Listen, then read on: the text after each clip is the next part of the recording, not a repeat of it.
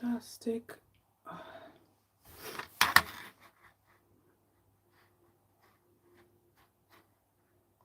There we go. Okay, fantastic. So let's start. Today, hi everyone. My name is Anna Drozdova. I am your fermenter. We are going to ferment. Well, we're actually going to do something a little bit unconventional. We're going to beat the radishes first, and then we're going to ferment them. So hence today's fermented beaten radishes recipe. I will try not to go into fermentation basics too much, but there's still some few things that we need to know as fermenters. We need to basically, especially the beginners, if you're a beginner, follow certain principles, certain rules. When you're already experienced fermenter, knowing the rules, you learn how to break them, basically. So, but today we're going to be following the rules, and let me see where I've got the, I mean, I don't really need the list of recipe ingredients. So I'm hoping you saw the list of ingredients. It will be here in the description under this video. And whoever is watching the recording. And we are going to start straight away. You are going to need something to beat the radishes with. Yeah. It could be just the knife. So you can do this. You can just crack them sort of like that, yeah? We're not trying to beat them to bits and pieces. We're just going to sort of slightly crack them. Why we do this? You can ferment whole radishes as well. It doesn't, you don't have to beat the radishes. But by beating, we're kind of opening them up, giving more surface, edible surface for bacteria, so they can ferment that faster. So basically, it's a very fast recipe, probably 3, maximum 4 days at room temperature. It will be ready. So let's start. I've got the radishes. I have, well, actually, I need to measure. You know what we need to do? We need to, first of all, see how, like that, so you can see me. So kitchen scale, we need to weight our radishes. Weigh our radishes, weigh. Some of you who follow me for a while know that I'm Russian, from Latvia. So excuse my mispronunciations and stuff. So I've got around 317 grams. So why we need to do this? We need to know how much salt we want to use. So let's first add the salt, beat the radishes, add the salt.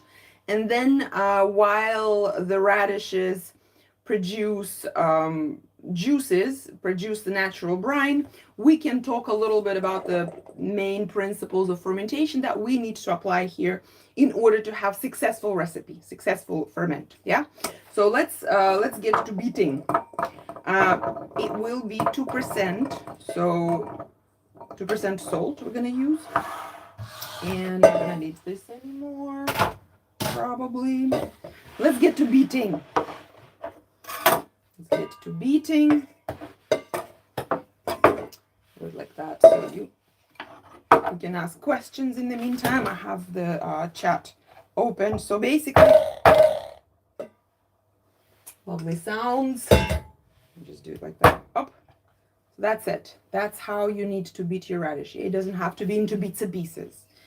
Just literally crack. Again, I will repeat, you can do it with the knife. Never done that with a knife, but works exactly the same. So it doesn't, you don't need the special tool. Let's do this. Wait. Wait.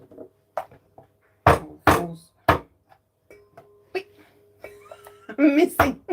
Yeah, so basically, if you have kids at hand, that will be a very fun task for them as well. Yeah. The same thing, you've probably seen those viral videos with beaten cucumbers. You might have. So, oh shit, it's squashed. You can do the same with cucumbers, possibly with something else. I don't know. Use your imagination. Again, the cucumbers are generally very fast ferment because they are full of liquids. Yeah, they're very juicy. And so anything that juicy containing that much liquid, much water, will ferment pretty fast. Don't worry about the different size of your radishes. Generally doesn't really matter. This is a fast ferment that will ferment fast and that you will eat fast as well. Yeah, we're not making a lot. I'm going to use I'm going to use half a liter jar for that. So here are my beaten radishes, and we're still gonna need this, not this anymore. We're going to use add 2% salt. Yeah, so basically the weight of this, how I calculate, I'm a great mathematician. So the weight of the radishes times 2, the percentage of salt, and divided by 100. That's how I get my salt calculation. So in terms of the salt, I would suggest using some sea salt, unrefined salt. Yeah, table salt will work as well. It's just it contains things that I don't want in my food, so I don't generally use it. So here I need around 6%, 6 grams, 6 grams of salt, and 6 grams of salt is a little bit more than a teaspoon. You can weigh the salt. You can measure the salt with the measuring spoons, which I've got a lot in my house. I love them. So I'm probably just going to use this, or you can use normal teaspoon. Yeah, it doesn't matter. A little bit less salt, a little bit more salt. It's not going to be crucial. It's not going to, oh my God, ruined everything. Yeah, so don't be scared to be sort of a little frivolous with salt. Obviously, don't put the whole thing in of salt. Yeah, don't put like 10%. That's a little bit much. And try not to put 0%. Yeah, because salt does play an important role in fermentation. And so what we want to do is, I'm probably going to use, you don't have to, but I want to use my gloves. Where's my gloves? There you go. And can use tablespoon or something and mix those up. We're not crunching, we're not scrunching, we're not massaging anything really hard with effort. We're just sort of mixing things about lightly. What we want to achieve here, and when you are making this on your own, you can, or if you're watching the this record as a recording, yeah, later you can just pause this and leave this ferment. So basically give it a little stir and then cover it with your chopping board and leave it for half an hour, even an hour, in order for giving time to salt that will draw the liquids. Yeah, so basically what we've done here is we added the salt. Salt has a very important role in fermentation.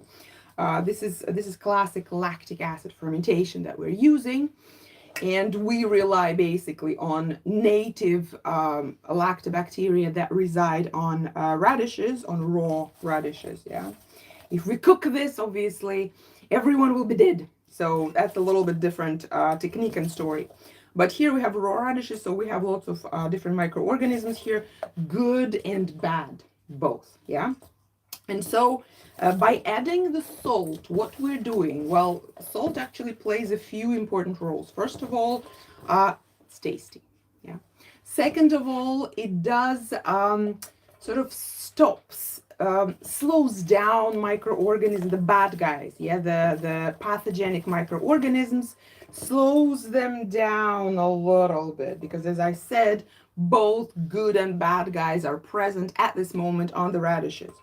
And so thus giving lactic bacteria, lactic acid bacteria that also reside here, more time to kind of like actively start fermenting. Yeah. Another thing that salt does is creates osmotic pressure. Osmotic pressure, that is about drawing the liquid out of whatever you add the salt to. Yeah, so whatever the vegetable or fruit is here, if we add salt to those, like these radishes, it will start drawing the natural juices out of it. And at the end of this exercise that we're doing here, yeah, I'm just going to speed up the process and mix those radishes at all times. You will see, first of all, the radishes become moist. Yeah, the same absolutely principle, the same thing, mechanism happens in cabbages. Yeah, when we're making sauerkraut, and so it will draw the liquid, and you will see they're moist. And also at the end, we're hoping for a little pool of natural brine, natural water. Yeah, drawn from the radishes. So this is what we're going to continue doing. And generally, our role as fermenters, yeah, there are other roles that salt play, but our role as fermenters is to control the environment, basically, yeah. Because if we don't have anything raw, okay, I have persimmon. If we take this raw persimmon and just leave it on the table for a few months, I'm pretty sure everyone knows what will happen, yeah? So it will start getting soft, it will start getting mold, probably wilting, and at the end we're gonna have sort of like rotting compost, yeah? Nothing wrong with this process, amazing, perfect, great, but this is not the point, right? We're trying to ferment stuff so it's edible and tasty, not just rot stuff. The same will happen to the radish if we just leave it without the salt on the table. So if you notice on the table, we've got obviously food for bacteria. Yeah, again, just as on radishes, there are good and bad bacteria residing, good lactic acid bacteria and pathogenic bacteria that reside on this fruit. There are other microorganisms, but that's not important right now. And depending on the environment that these microorganisms that will find themselves in, that's how they will behave, either die or grow. Yeah, so we have oxygen everywhere. Yeah, it's open in the open air. There's food, so pathogenic microorganisms will start consuming this fruit, slowly but steadily killing good lactic acid bacteria. Yeah. If, however, we chop this, by the way, I'm running because I'm Russian, I also run online classes in Russian for Russian people all over the world. So this week, in a couple of days, we are gonna make persimmon kimchi. And so when we chop this persimmon, yeah, and we add salt, we add something else, we make sure there's brine. Yeah, so that's why look at that.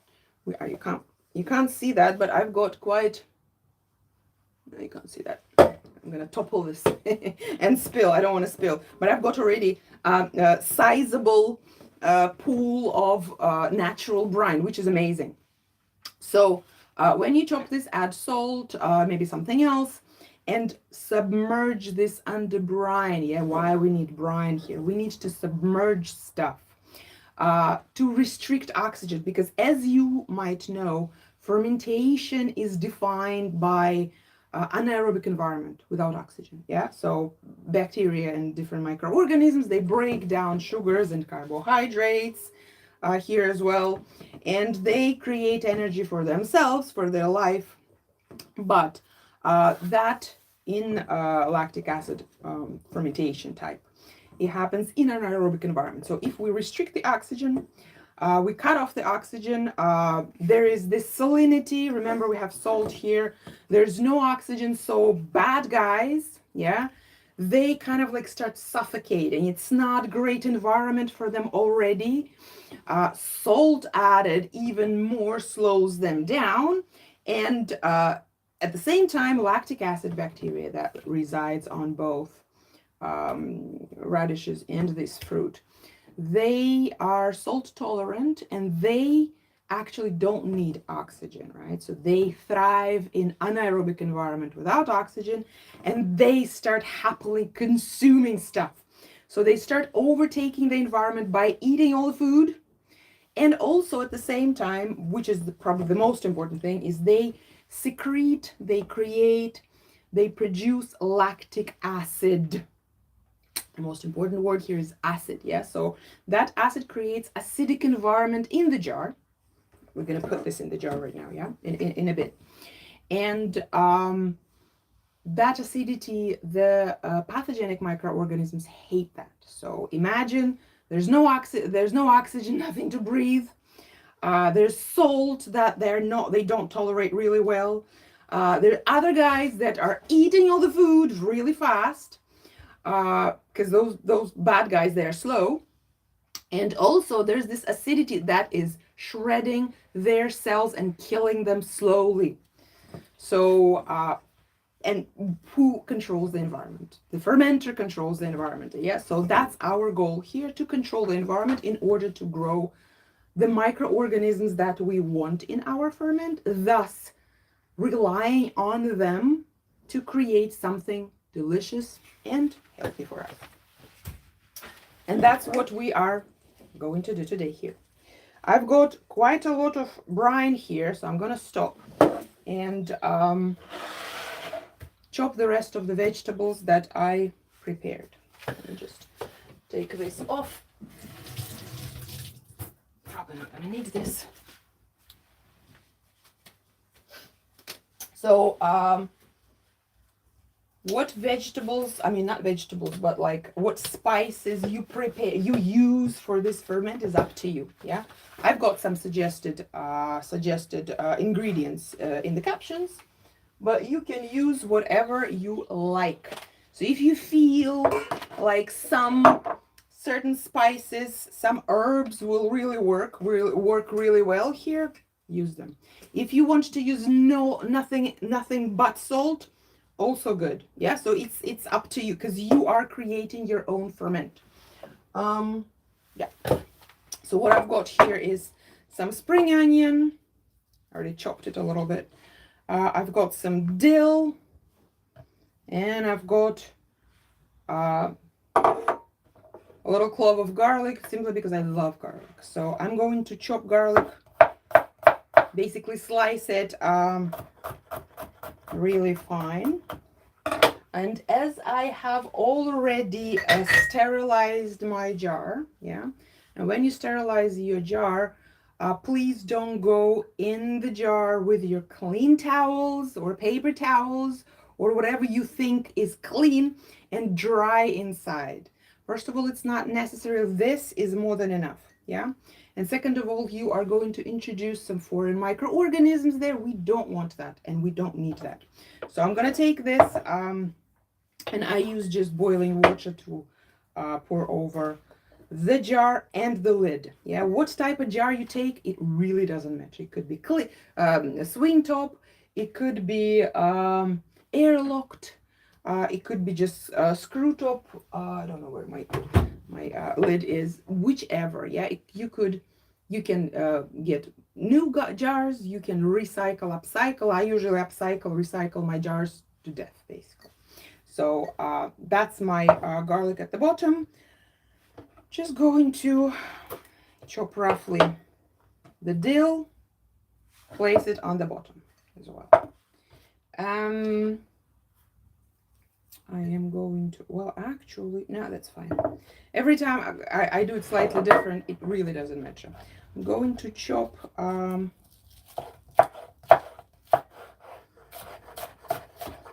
my spring onion like that.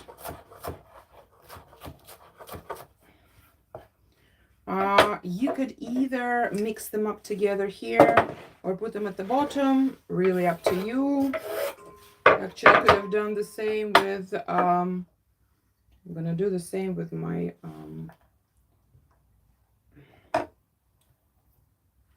my garlic. Come out, come out.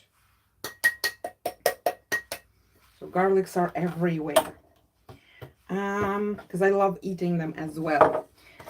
Black peppercorns I've got here, you can crack them, you can grind them, you can use ground, you can, just like myself, usually I grind them, but this time I decided I'm just going to use them whole. Why not? This is half a teaspoon, goes in. Also, I decided to use some mustard seeds. It could be yellow mustard seeds, it could be brown mustard seeds. I have brown ones. Probably I'm going to use the whole teaspoon. This is half a liter jar, by the way. And the most important principle here, yeah, it doesn't matter how large or small your jar is that you're going to use.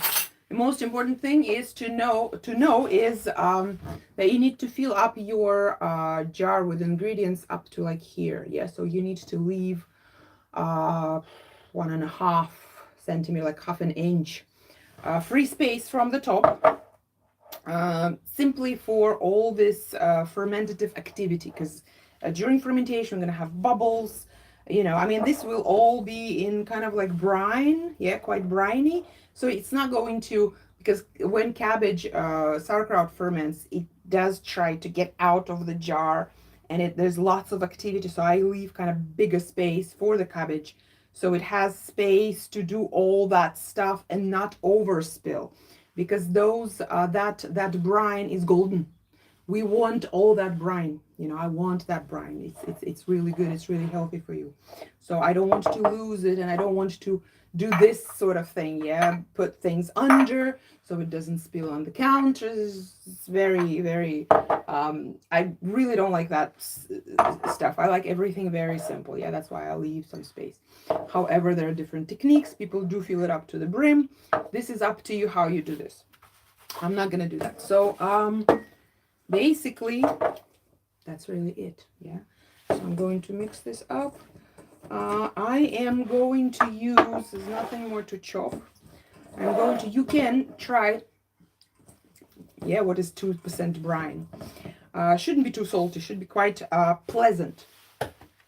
Going to use my favorite tool, specifically designed for this purpose, for packing ferments, especially like sauerkraut, into the jar. Yeah, so now what we're trying to do is we are trying to fit as much ingredients in one container as possible. We are trying to, so a few handfuls and then press. Few more handfuls, press. Yeah, that's more efficient than just put everything in and then press. So I'm going to stand up for this and press quite hard, and you will see how liquid, the natural brine, is rising when I press down. So another purpose here is to exclude as many air pockets as possible and create even more brine. That's three main sort of things that we want here. And as you can see, there's more and more brine. Whew. And that's your exercise for the day. To this, quite a lot of brine. I'm going to help with the brine. And all that brine that we've got here, we need to use every little bit of it. Yeah, every little drop. Even if you don't have enough space for the radish, maybe 1 or 2 radishes will be left. You need to use all the brine. Yeah. So we cover everything, and everything is happening in the safe environment. Yeah, look at that. Really looking good. Another thing that you might be wondering is if your jar is big, not enough ingredients, so something like this.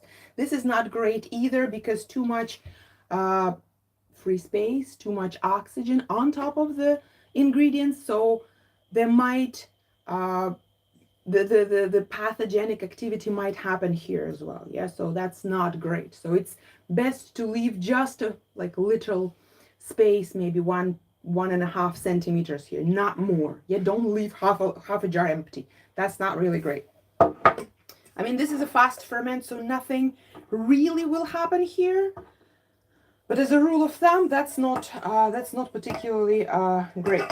So I'm going to use every bit of this juice. And I wonder if I need a little bit more of the radishes, because looks like I don't have enough radishes. So if your jar is too big, you can either increase amount of ingredients or take smaller jar. Right here, it looks like I'm missing like 50 gram or something. Generally speaking, when you are using the same principle as I do, when you leave some space, just needed amount of space from the top, how to calculate, because very often, especially when you're a beginner and you don't work that much with different jars, you might be wondering, well, what sort of jar to take? So when you have, basically the principle is that the jar itself should be around 150, 200 gram or milliliters more bigger than the amount of ingredients. So basically I've got 300 gram of ingredients here, should have been 350. It would be perfect, yeah? And half a liter jar, yeah? So the difference is 150, and that's the ideal. So the same applies to any size. So if you have 1 liter jar you're planning to use, you need around 750, 8, depending on what it is you're using, yeah, 850 maybe. So between that, about 800 gram of ingredients by weight, all the ingredients, yeah. So here I'm probably going to, oh my god, I have some giant stuff here. I'm going to add more radishes. That's what I'm gonna do. And so I've got, because this space okay-ish, but a little bit too much free space. Yes, I want to fill it up to like here. Together with the brine, yeah? So the brine covers the ingredients. Brine, basically ingredients need to be floating in brine, just like so. Yeah, you don't need a lot of brine above the ingredients. That's not necessary. Let me clean my radishes and beat them again. Salt. I mean, you can use just your eye calculation in terms of salt, yeah?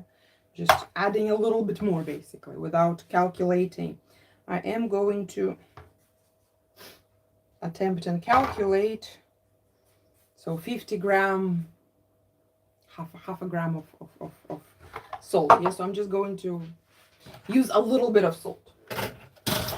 And we're going to, how are we going to do this? When you're fermenting something and you realize that, come on, stop doing this. You realize you don't have enough brine. Like, for example, you're doing sauerkraut, and no matter, come on, no matter how much you massage the cabbages, you still don't, like that. That's it. Just a few. Just going to do this a little bit. Yeah, probably a little bit much salt. Oh well. That's fine. Yeah, don't be okay. That's a bit probably much. I'm going to reduce salt like this. There you go. Don't worry, when you pack your cabbages or your radishes in the jar, you can always create more brine. Basically, you take your water, Yeah, it's best to use filtered water. At least get rid of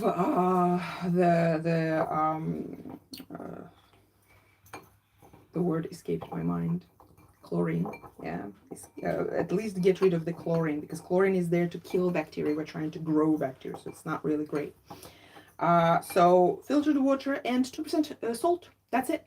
Yeah, so for example, you would make, I don't know, 2 milliliters of water and 4 gram of salt, which is about teaspoon, a little bit less, because it's just easier to calculate. And then you dissolve that salt really well, and using tablespoon, just top up your cabbages, your radishes with the amount of liquid, the amount of brine that you need. Don't just pour everything in. You don't need that much, yeah?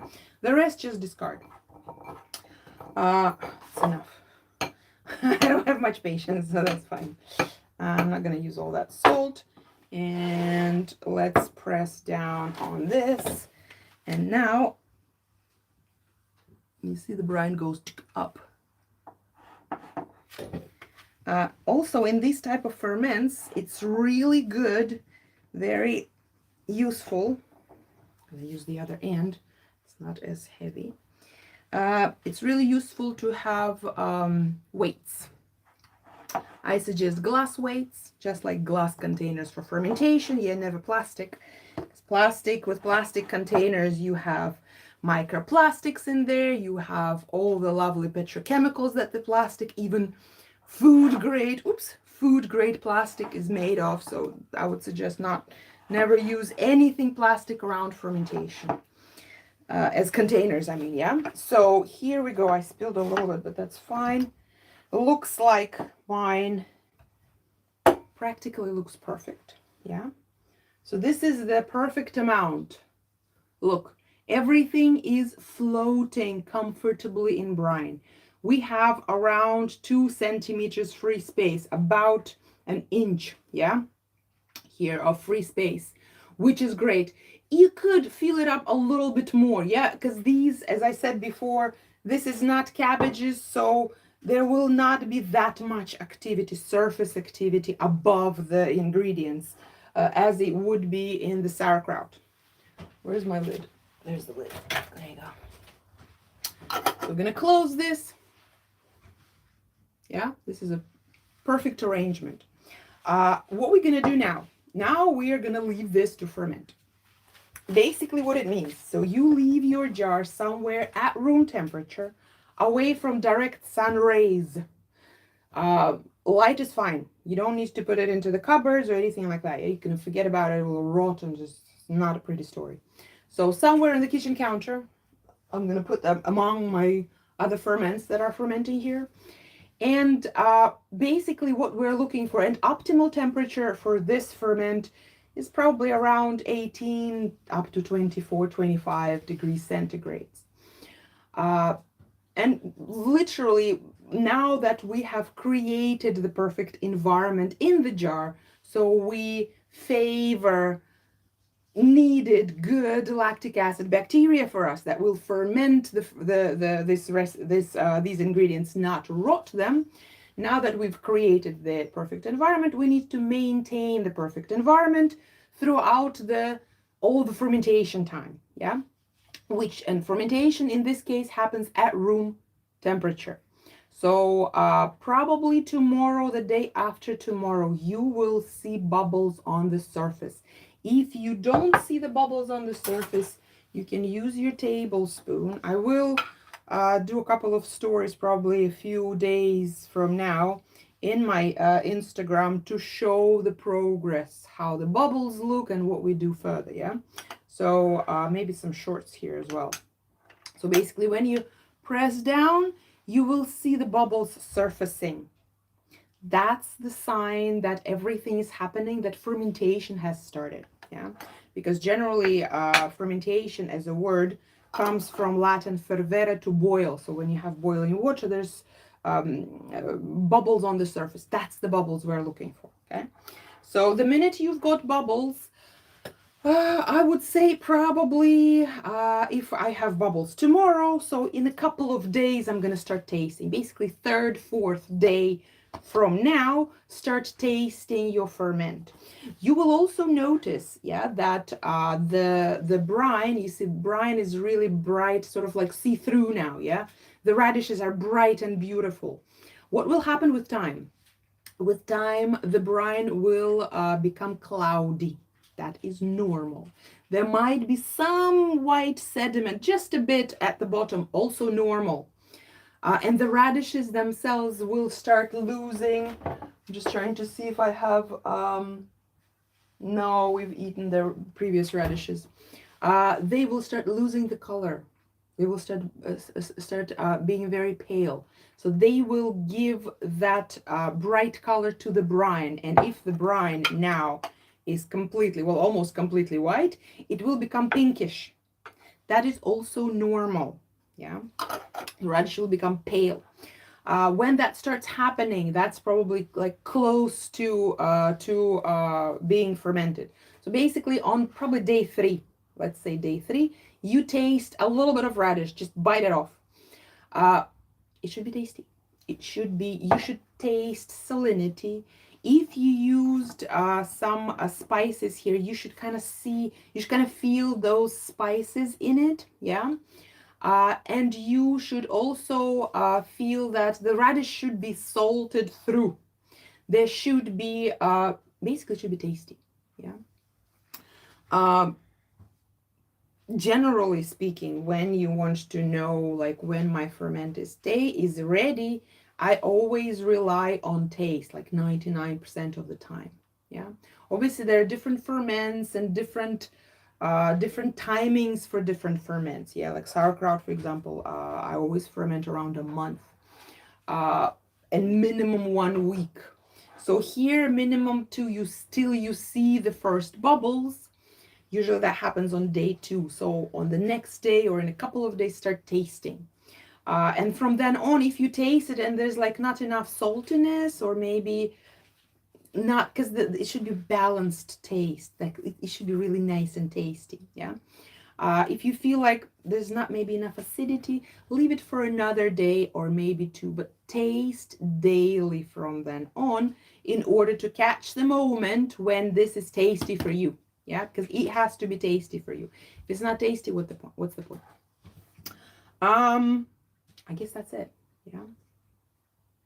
Yeah, I don't think I left anything out. So this is our beaten radishes. I will share short videos of the progress of this recipe, and I'm pretty sure in 3, 4, 5 maximum days, I will already be eating it. When you tasted this for like second or third day time, and it's really lovely and nice, and it should stay crunchy as well. Yeah.